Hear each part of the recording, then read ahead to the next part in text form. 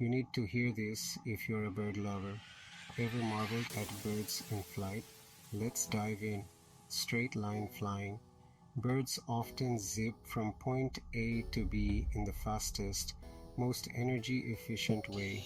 It's like their version of a highway. Next up, V-shaped formations. Think of geese in a flying V. This aerodynamic trick reduces air resistance, making long journeys a breeze. Literally.